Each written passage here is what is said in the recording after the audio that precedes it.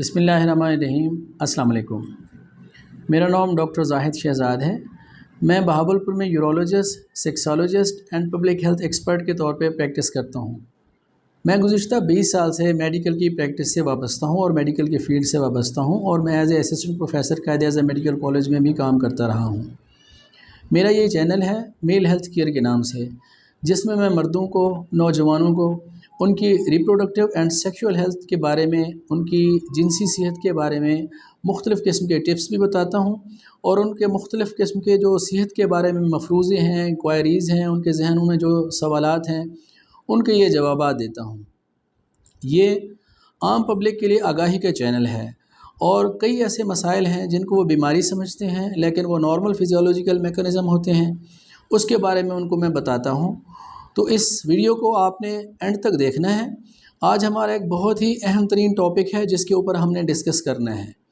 یہ ہے ذکاوت حس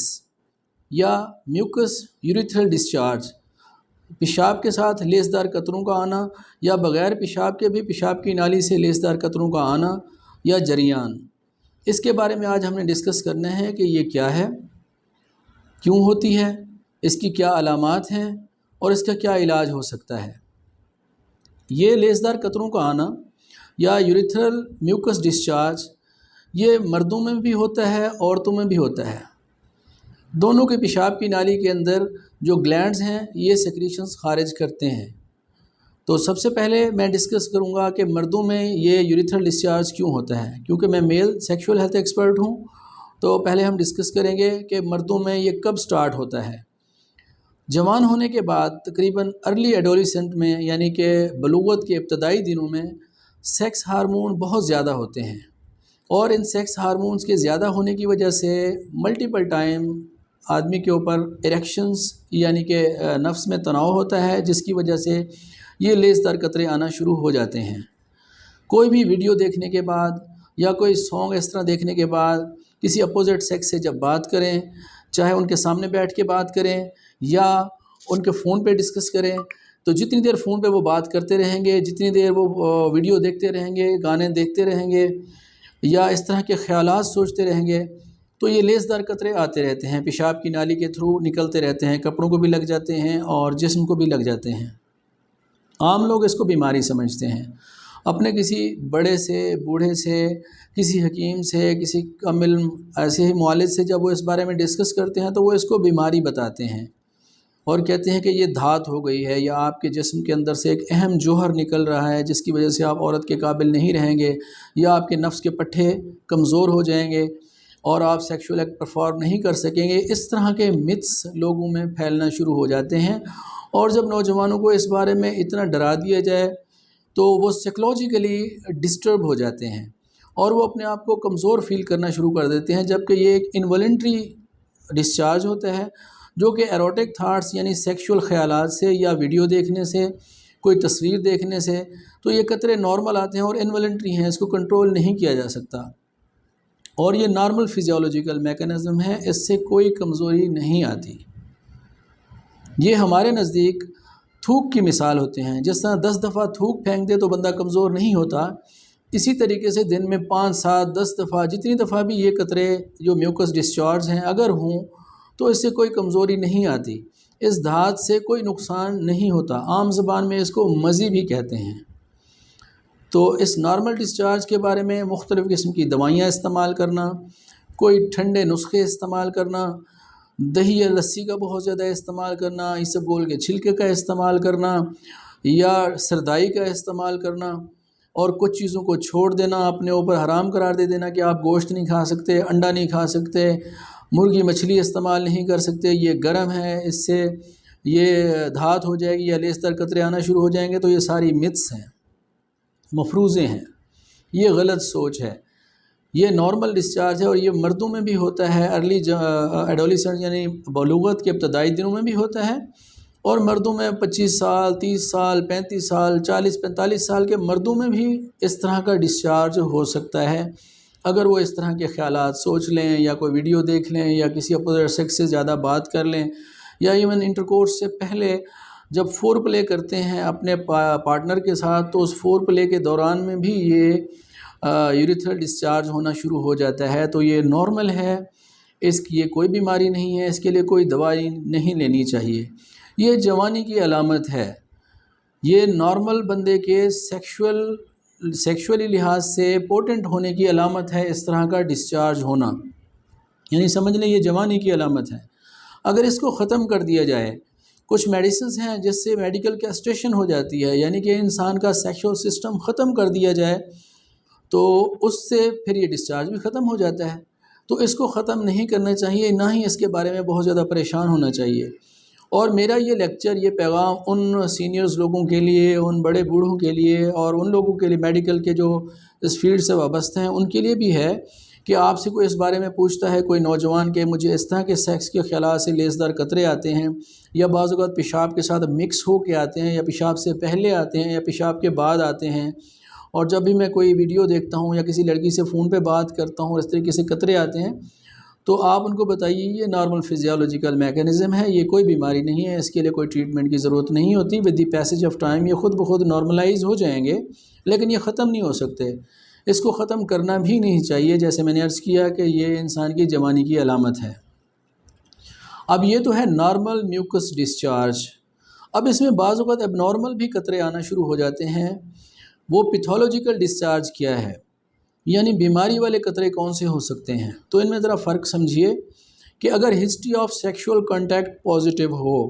اور 5 سے 7 دن کے بعد اس طریقے سے پیشاب کی نالی کے تھرو ایسے قطرے آنا شروع ہو جائیں جن کا کلر یلو ہو یا گرین کلر کے اس طرح کا ڈسچارج آئے، اور پیشاب کرتے ہوئے پیشاب کی نالی میں شدید جلن ہو جیسے آگ لگ جائے، تو یہ گنوریا ہے، یہ انفیکشن ہے، یہ UTI ہے، یورین ٹریک انفیکشن ہے۔ اس کا آپ کو فوری طور پہ ٹریٹمنٹ لینی ہے اور ڈاکٹر کے پاس جانا ہے، اپنے پیشاب کا ٹیسٹ کرانا ہے، یورین کمپلیٹ کا ٹیسٹ کروانا ہے، اور یورین کلچر سینسٹیوٹی کرانا ہے، اور یورولوجسٹ کے پاس جانا ہے، کیونکہ اس کو اگر آپ نے ان ٹریٹڈ چھوڑ دیا تو پوری پیشاب کی نالی انفلیمڈ ہو جائے گی، اور اس انفلیمیشن کی وجہ سے پھر یہ نیرو بھی ہو سکتی ہے، اور ایک لانگ اسٹرکچر یوریتھرا یعنی پیشاب کی نالی کا تنگ ہونا یہ ڈیولپ ہو سکتا ہے، جو بہت ہی زیادہ خطرناک بیماری ہے کہ پیشاب کی نالی اگر تنگ ہو جائے پھر آپریشن کے ذریعے اس نالی کو کھولنا پڑتا ہے، اور کئی سال تک اس کو فالو اپ پہ رکھنا پڑتا ہے، اور بعض اوقات تو یہ یوریتھرا کی نالی کو ہمیں چینج کرنا پڑتا ہے، ٹرانسپلانٹ کرنا پڑتا ہے، اور نالی لگانی پڑتی ہے۔ کئی ایسے کمپلیکیٹڈ کیسز ہمارے پاس آئے ہیں اگر اس انفیکشن کو کنٹرول نہ کیا جائے۔ تو دونوں میں فرق ہے، نارمل فزیولوجیکل ڈسچارج اور پیتھولوجیکل ڈسچارج۔ یہ مردوں کے اندر آپ کو اس فرق کو سمجھنا ہے۔ اس میں ہسٹری آف کانٹیکٹ امپورٹنٹ ہے، اور اس کے بعد اس طرح کا یوریتھرل ڈسچارج ہونا جس کا کلر یلو یا گرین ہو اور پیشاب کی نالی میں شدید جلن ہو، تو یہ، اور پیشاب ٹیسٹ کروانے کے بعد بہت زیادہ پس سیلز فیلڈ فل آئے گا، یا تقریباً 15 سے 20 پس سیلز بہت زیادہ آ رہے ہوں، تو یہ انفیکشن ہے، اس کی ٹریٹمنٹ کے لیے ڈاکٹرز کے پاس آنا چاہیے۔ اور میل UTI کو یا میل سیکشول آرگن کے جو پرابلم ہے اس کا ڈاکٹرز جو ہے وہ یورولوجسٹ ہوتا ہے، اس کے پاس آپ کو آنا ہے۔ اس کے لیے کسی حکیم کے پاس، کسی ہومیوپیتھ کے پاس، کسی اور کے پاس جانے کی ضرورت نہیں ہے۔ اس فیلڈ کے اسپیشلسٹ وہی ہیں۔ پراپر جگہ پہ جانا اور پراپر ٹریٹمنٹ کروانا ہی اس کا بہتر حل ہے۔ اب آتے ہیں فیمیل میوکس ڈسچارج جو یوریتھرا کے تھرو ہوتا ہے، وہ کس وقت ہوتا ہے؟ جس طرح میں نے عرض کیا کہ مردوں میں جوانی کے ایام میں، ابتدائی بلوغت میں، اسی طریقے سے خواتین میں، اسی طریقے سے ینگ لڑکیوں میں بھی یہ پیشاب کی نالی کے تھرو یہ میوکس یوریتھرل ڈسچارج ہوتا ہے،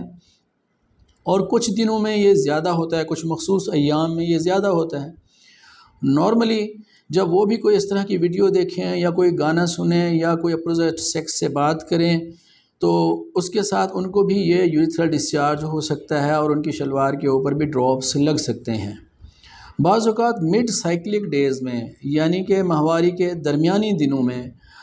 14ویں دن، 12واں، 13واں، 14واں، 15واں، ان دنوں میں بعض اوقات یہ ڈسچارج زیادہ ہو جاتا ہے،